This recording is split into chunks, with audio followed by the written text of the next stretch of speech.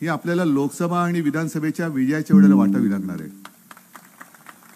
म्हणून आपल्याला ह्या खोकेवाल्यांच्या साखरेची गरज नाही. अस्सल आपल्या मेहनतीतनं जो कारखाना लुटला गेला होता किंवा बंद पाडला गेला होता, त्यातनं तुम्ही काय करू शकता हे दाखवलं. त्याच्याबद्दल तुम्हाला सगळ्यांच्या वतीने मी धन्यवाद देतोय.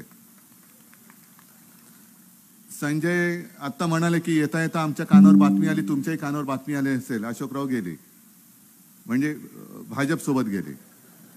अरे नीट सांगावं लागतं, नाही तर तुमचा पटकन गैरसमज व्हायचा. आता मी बघतोय की जसं तो निवडणूक आयोग म्हणून तिकडे जो काही बसलेला आहे लबाड, त्याने शिवसेना चोराच्या हातात दिली, राष्ट्रवादी चोराच्या हातात दिली, आता काँग्रेस सुद्धा अशोकरावाच्या हातात देतात की काय बघूया आपण. कारण काही करू शकतात. विशेष म्हणजे रोज जे काही दंड थोपटतायत, बेडकुळ्या तर येतच नाहीयेत, त्या बेडकुळ्या सुद्धा भाड्याने घ्याव्या लागतात. दंड फुगवत आहेत पण बेडकुळ्या सुद्धा भाड्याच्या आहेत. संसदेमध्ये सुद्धा आपल्या माननीय पंतप्रधानांनी भाषण केलं, अब की बार एवढे पार, अब की बार तेवढे पार, एवढे असतील पार. तर मी फोडाफोडी का करताय? म्हणजे तुमच्यामध्ये आत्मविश्वास नाहीये. तुम्ही 400 पार काय 40 पार पण नाही होणार. म्हणून मग तिकडे नितीश कुमारला घेतायत, इकडे अशोक चव्हाणांना घेतायत, अजितदादाला घेतायत, मिंदेला घेतलं. हे 10 वर्ष जर का तुम्ही प्रामाणिकपणाने काम केलं असतं भारतीय जनता पक्षाने, तर ही वेळ आली नसती. आणि भाडोत्री सगळी लोक घेतायत, बाजार बुणगे घेतायत. आणि भाजपासाठी जे निष्ठावंत आज सतरंजा उचलतायत त्यांच्या बोडक्यावरती बसवत आहेत. काही वर्षांपूर्वी भाजपचा नारा काय होता? काँग्रेस मुक्त भारत. बरोबर ना? आता एवढे सगळे काँग्रेसवाले घेत आहेत की काँग्रेस व्याप्त भाजपा, असं आता त्यांची परिस्थिती झालेली आहे.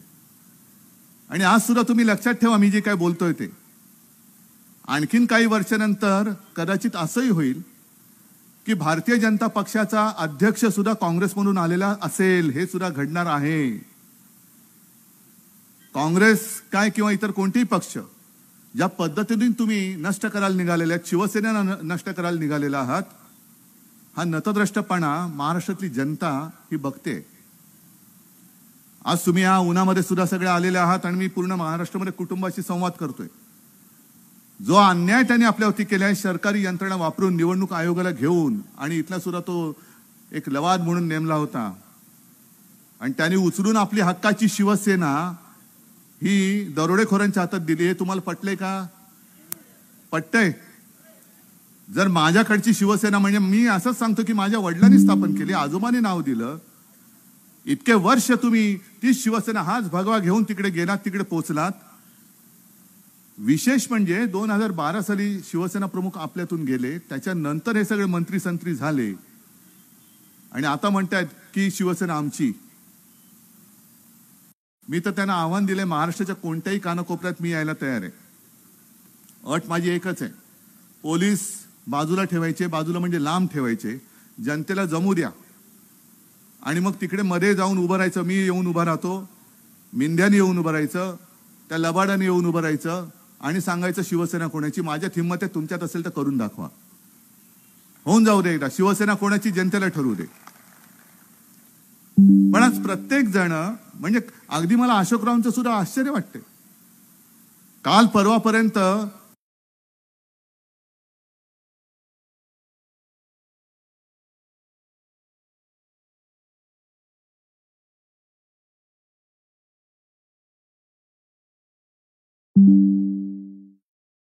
जागा वाटपामध्ये हिरारीने भाग घेत होते. ही जागा आम्हाला, ही जागा तुम्हाला, ती ही पण पाहिजे, ती पण पाहिजे, ही आम्हाला, ती नको, ह्यांना, हे सगळं ते करत होते. आणि आज असे अचानक असं काय घडलं की अशोकराव तिकडे जातात, त्यांना मला असं वाटतं राज्यसभेची आता जागा देत आहे, राज्यसभेची. हे प्रत्येक जण आपापलं बघतोय. मग माझ्या शेतकऱ्याचं जे काय दुःख आहे, माझ्या शेतकऱ्याचं जे काय दुःख आहे, अजून निवडणुकीला लांब आहे, पण शेतकऱ्याच्या घराकडे कोण बघतंय? स्वतःचं घर, माझं करिअर उद्या काय होणार? मला आता राज्यसभा मिळाली, पुढची 6 वर्ष मी मस्तपैकी राहीन, आणि पण शेतकरी रोज आत्महत्या करतो आहे. त्या आत्महत्या करणाऱ्या शेतकऱ्याच्या घरामध्ये जाऊन बघ, तो तुला काय शिव्या देतोय. तो नुसतं आत्महत्या केलेल्या शेतकऱ्याच्या घरामध्ये 1 लाख रुपये दिले म्हणजे कुटुंबाचं कल्याण होत नाही.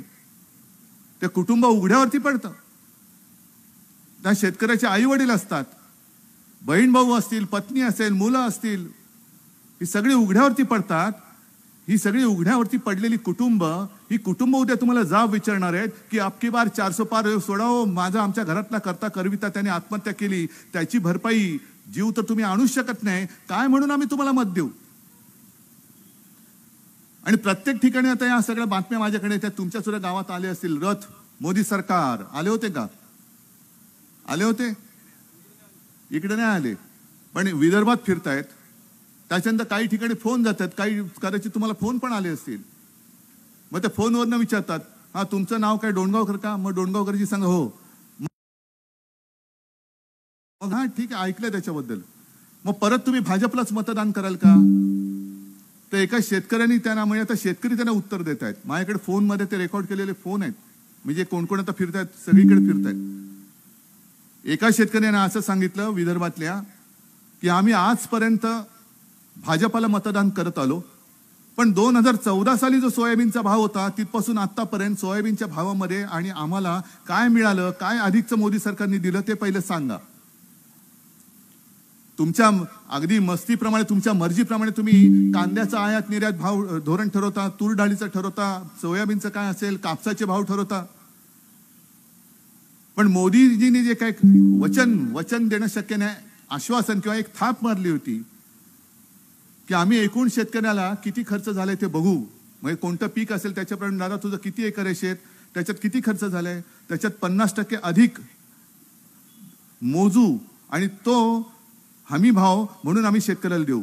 मिळालाय तुम्हाला? किती जणांना मिळालाय? मग ही कोणती गॅरंटी आहे? म्हणजे आज जे अशोक चव्हाण गेले असं म्हणतात की त्यांचा आदर्श घोटाळा वगैरे लपवण्यासाठी किंवा आणखीन असेल. कारण अजित पवारांवरती 70,000 कोटीच्या घोटाळ्याचा, सिंचन घोटाळ्याचा आरोप झाल्यानंतर 10 दिवसाच्या आत अजितदादा तिकडे गेले. म्हणजे शेतकऱ्यांना कोणती गॅरंटी नाहीये, रोजीरोटीची गॅरंटी नाही. पण भ्रष्टाचारानं भ्रष्टाचार करा आणि भाजपामध्ये या, तुम्हाला आम्ही आमदार, खासदार, मंत्री, मुख्यमंत्री करू, हे मोदी गॅरंटी आहे. ही गॅरंटी तुम्हाला परवडणार आहे? ही मोदी गॅरंटी. आणि जे त्यांचे रथ फिरतायत, म्हणजे मला असं वाटलं होतं की हा शेतकरी बिचारा आता पिचून गेला, आणि ते खरंच आहे, खचलेला आहे शेतकरी, पिचलेला आहे, हा हिंमत हारलाय, हा काय बोलणार. पण शेतकरी त्यांना तोंडावर विचारतायत, काय हो हे तुम्ही जे म्हणताय हे मोदी सरकार भारत सरकार आहे की मोदी सरकार आहे? म्हणजे तुमच्या ज्या काही योजना आहेत त्या भारत सरकारच्या आहेत की मोदी सरकारच्या आहेत? म्हणजे सरकार म्हणून तुम्ही ज्या काही योजना आणतात त्या योजना या कष्टकऱ्यांच्या खिशातून जो कर रूपाने पैसा जातो त्यातनं या येत आहेत की मोदीजींच्या खिशातून पैशातल्या या योजना येत आहेत? उत्तर न देत आहेत. कारण ती सुद्धा लोक जी आहेत ते रथ फिरवणारे ती सुद्धा भाडुत्री लोक आहेत. सगळा भाड्याचा कारभार आहे, सगळा भाड्याचा कारभार आहे. आणि म्हणून तुमच्यावरती जबाबदारी आहे. तुम्ही मोठे छाती ठोकून मला सांगितलं, मला आनंद झाला की खासदार सुद्धा शिवसेनेचा आणि आमदार सुद्धा शिवसेनेचा आलाच पाहिजे, येणारच.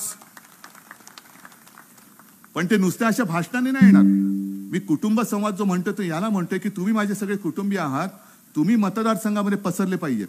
जिथून जिथून तुम्ही येता, आलात, राहता, तिथे जाऊन प्रत्येक ठिकाणी जिकडे इकडे लोक जमतात, मग आठवडी बाजार असेल, काही पाडे असतील, काही पारावरती लोक बसत असतील, एसटी स्टँड असतील, रिक्षा स्टँड असतील, काही डेपो असतील, इकडे जाऊन महिलांनी आणि तुम्ही शेतकऱ्यांनी सुद्धा विचारलं पाहिजे की उज्ज्वला योजना महिलांनी किती तुम्हाला मिळाल्या? गॅस सिलेंडरचा भाव 2014ला किती होता, आता किती आहे? पेट्रोल डिझेलचं काय झालेलं आहे? वीज तुम्हाला मिळते का? चांगलं बियाणं तुम्हाला मिळतं का?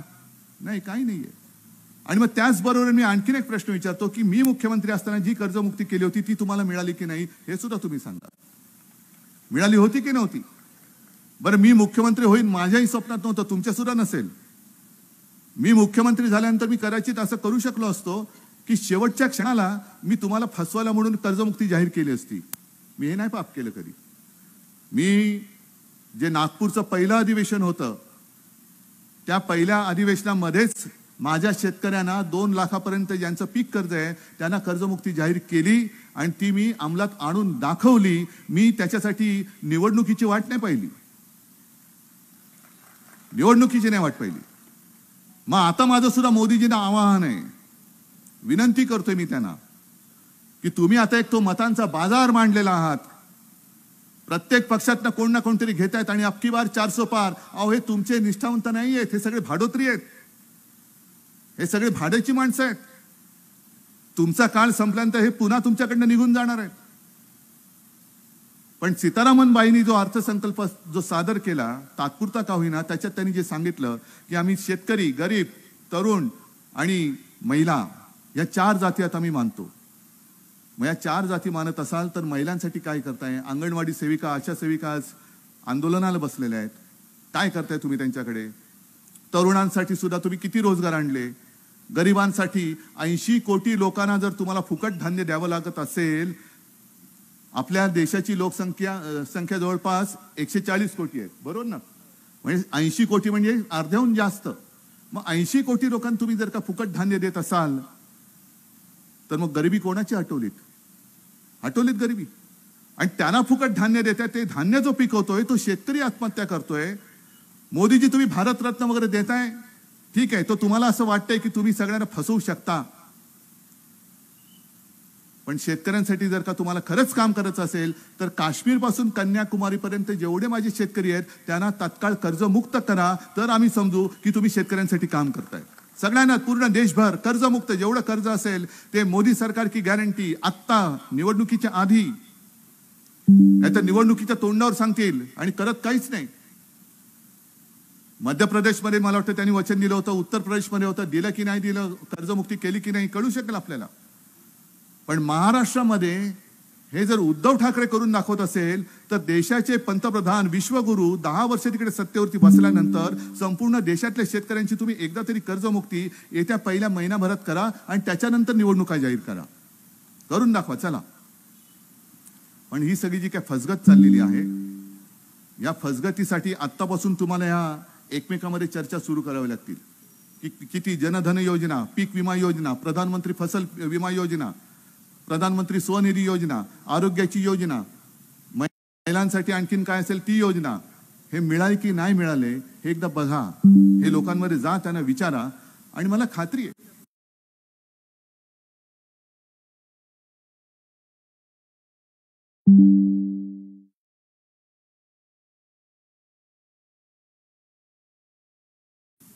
जनता वाट बघते की आपल्यासाठी कोण लढणार आहे की नाही.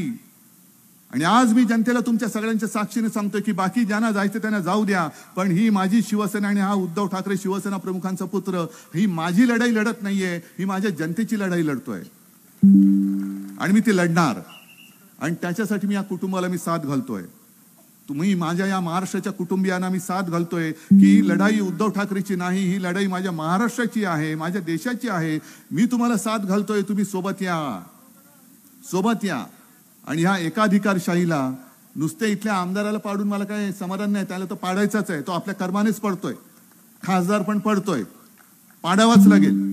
पण देशामध्ये आपल्या शिवसेनेचा अस्सल भगवा काय आहे तो दिल्लीच्या तख्तावरती आपल्याला फडकवायचा आहे. दिल्लीच्या तख्तावरती, विधानसभेवरती तर आहेच.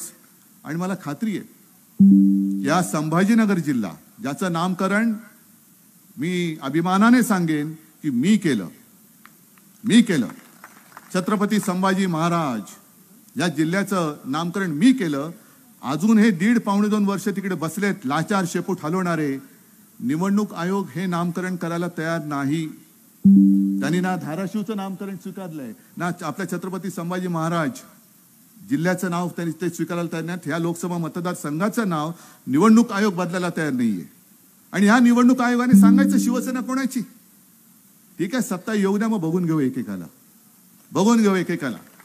हे सगळे लाचार ज्या यंत्रणा आता तिकडे पाणी भरतायत, त्या पाणक्यांना ही जनता पेटल्यानंतर काय होते ते आपल्याला दाखवून द्यायचंय.